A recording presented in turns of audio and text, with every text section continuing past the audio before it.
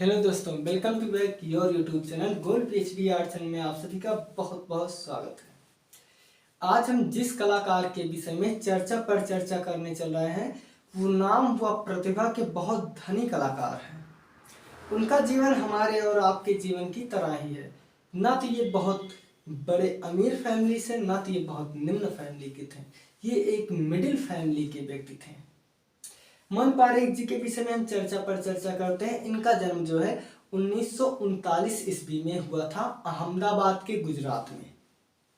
इनकी प्रारंभिक शिक्षा जो है हमारे और आपकी तरह ही सरकारी विद्यालय से हुई। तो बचपन से ही ये कला बहुत अच्छा चित्रण करते थे। इनके विद्यालय में, उस सरकारी विद्यालय में कला विषय के कोई विशेष अध्यापक नहीं थे। बिल्कुल सही, उस विद्यालय में कला विषय के कोई विशेष अध्यापक नहीं थे। तो वहाँ पर मनु पारेख जी जब चित्र बनाते थे तो उनके अध्यापक ने देखा और कहा कि बेटा, तुम जो है आज से तुम्हारे जो साथी हैं, तुम्हारे जो बैचमेट हैं, आज से इनको तुम कला की बारीकियों से अवगत कराना। तो मनु पारेख जी ने कहा ठीक है, हम कराएंगे। तो इन्होंने अपने साथ ही साथ उस विद्यालय के और भी बच्चों को कला की बारीकियों से अवगत करा रहे थे। फिर ये सरकारी विद्यालय में पढ़ने के साथ ही साथ इनके पिताजी को दो चीज का बहुत शौक था। बिल्कुल, दो चीज का इनके पिताजी को बहुत शौक था और वही दोनों चीज इनकी कलाकार जीवन में एक प्रेरणा सिद्ध हुई। इनके पिताजी को जो पहला शौक था वो बाघ की तस्वीर एकत्रित करना था। जैसे किसी समाचार पत्र में, किसी मैगजीन में, किसी किताब में जब ये कहीं भी जब ये बाघ की तस्वीर देखते थे तो उसको कैंची से काट लेते थे या उसको फाड़ कर लेकर आकर दो दफ्ती के बीच में, बिल्कुल मोटी कागज जो होती है, दफ्ती के बीच में रख के अपने तकिए के नीचे रखते थे मनु पारेख जी। तो जो मनु पारेख जी रखते थे ये, तो पहला आदत ये हो गई। दूसरा आदत था फिल्म बहुत बेजोड़ देखते थे, खूब फिल्म देखते थे। तो जब फिल्म देखने जाते थे तो मनु पारेख जी को भी लेकर जाते थे। तो देखिए, इनके पिताजी को बाघ की तस्वीर एकत्रित करने का बहुत शौक था, तो वही आदत मनु पारेख जी को लग गई। इन्होंने जो है कला के तत्व को एकत्रित करने का शौक लगा। और दूसरा, इनको पिताजी बहुत फिल्म देखते थे तो ये भी फिल्म देखने जाते थे। लेकिन ये वहाँ पर फिल्म ना देखकर वहाँ पर पहले आज की तरह जो है कंप्यूटर से उस फिल्म का जो बैनर बनता था, पोस्टर, होल्डिंग, वो नहीं बनते थे, बल्कि वो रंग के द्वारा बनाए जाते थे। तो एक आर के गज्जर जी थे जो फिल्म के पोस्टर बनाने के लिए बहुत प्रसिद्ध थे। तो वो जब फिल्म देखने इनके पिताजी जाते थे तो इनके पिताजी जो है जाकर फिल्म देखते थे, लेकिन ये वहीं पर होल्डिंग की रंगाई देखते थे। और इनको मात्र देखने का ही आज्ञा था कि बेटा तुम देखना सिर्फ वहीं से दूर से बैठ के। और जब ये देखते थे ना, इनका मन वहीं एकाग्रचित हो गया। मन पारेख जी का, बिल्कुल, इनका मन वहीं पर एकाग्रचित हो गया। और इस तरह मन पारेख जी कला के क्षेत्र में आगे बढ़े। तो इनके गांव में एक नकटेश्वर महाराज शिव जी का एक मंदिर था, जहां पर महिला, औरतें व बच्चे आते थे सोमवार को या नाग पंचमी के दिन, शिवरात्रि के दिन, ऐसे जो है धार्मिक दिनों पे आते थे वहां जल अर्पण करने। तो वहां पर जब वो भीड़ भाड़ देखते थे तो ये उसी का रेखांकन करते थे मनु पारेख जी।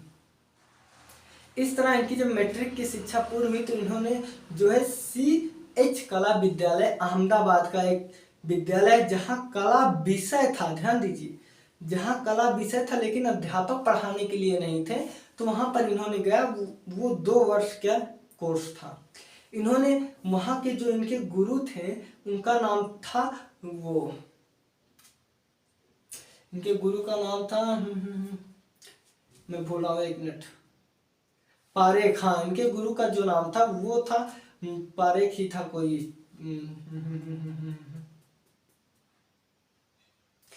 मैं भूल रहा हूं।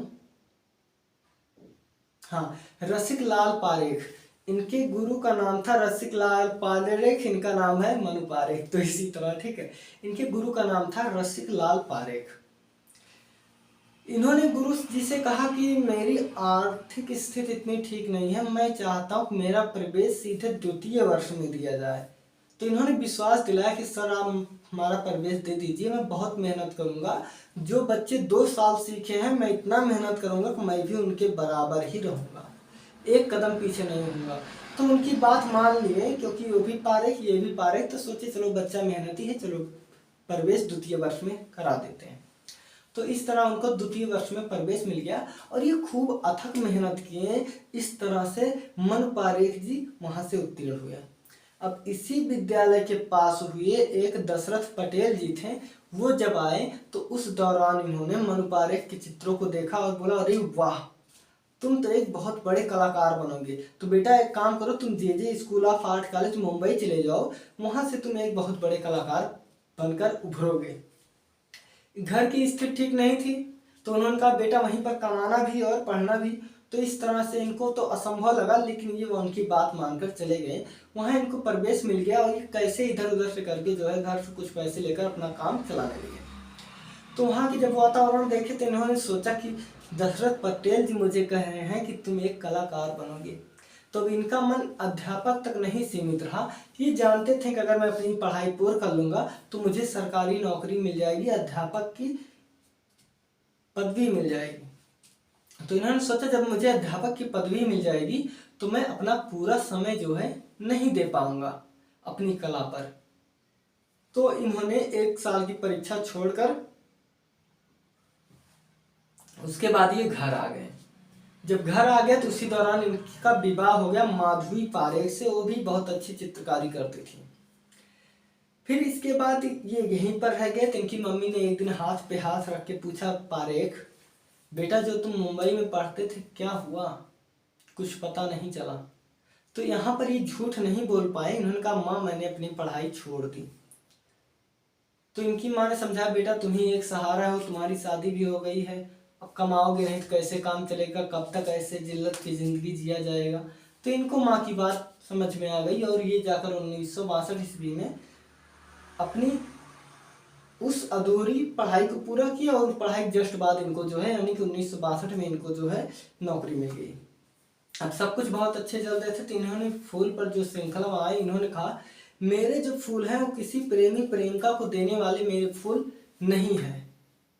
बिल्कुल, इन्होंने कहा कि मेरे पुष्प जो है वो किसी प्रेमी अथवा प्रेमिका को देने वाले पुष्प नहीं है, क्योंकि मेरे इस पुष्प का जीवन है, चरित्र है, पूरा जीवन यात्रा है। जिस प्रकार हम लोगों का जन्म होता है, तरुणावस्था आती है, युवावस्था आती है, फिर हम वृद्ध होते हैं, इसी तरह हमारे पुष्प जो हैं ये भी उभरते हैं, इनका जन्म होता है, इनका भी तरुणावस्था युवावस्था होता है। तो इस तरह इन्होंने जो फूल की पूर्ण भाव भंगिमा सहित, बिल्कुल इन्होंने पूर्ण भाव भंगिमा सहित ऐसे मुद्राओं में उन पुष्प को अर्पित किया, चित्रित किया कि जो कला इतिहास में एक बहुत प्रतिष्ठित प्रेरणा स्रोत बन गई। और इसी के दौरान जो है इन्होंने बनारस पर हजारों चित्र श्रृंखलाएं बनाए हैं, लेकिन जो निम्न स्तर पर पूछा जाता है टीजीटी पीजीटी में जब बनारस घाट की बात होती है तो राम कुमार आते हैं, इसलिए क्योंकि वो अमूर्तन कला में पूरी तरह चित्र बनाए हुए हैं। लेकिन हमारे मन पारेख जी का जो चित्र है वो अर्ध अमूर्तन है और अर्ध भौतिक है। तो मैं बता दूं अमूर्तन कला क्या है, जो भौतिकता से दूर हो। जैसे मान लो हम पुस्तक बना रहे हैं तो पुस्तक ना लगे, ना तो वो पुस्तक लगे ना तो कुछ और लगे, वो ऐसे लगे हाँ कुछ रखा है। तो वही है अमूर्तन कला, जो स्पष्ट ना हो, ठीक है, जो भौतिक ना हो। भौतिक मतलब चीजें जो हम देख लेते हैं पहचान जाते हैं, और अमूर्तन जो हम नहीं पहचाने। तो इस पर इनके जो चित्र थे वो थे Banaras ghat, light of Banaras, landscape of Banaras, holy Banaras, sunshine of Banaras, sunlight of Banaras, landscape of Banaras, a shiver of Banaras, Mahatma Gandhi. ये सब तो इनके चित्र थे। और इनको जो पुरस्कृत किया गया, जो सम्मान दिया गया वो 1971 में दिया गया।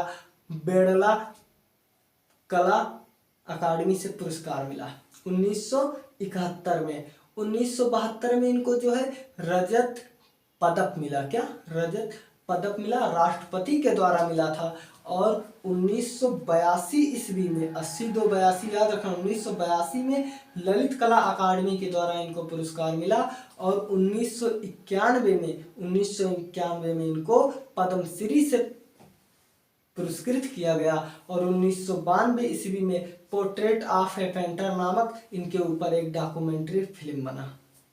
ये कुछ तथ्य हैं मनु पारेख जी के विषय में। तो कैसा लगा? आशा है कि आप लोग को अच्छा लगा होगा। Thank you so much.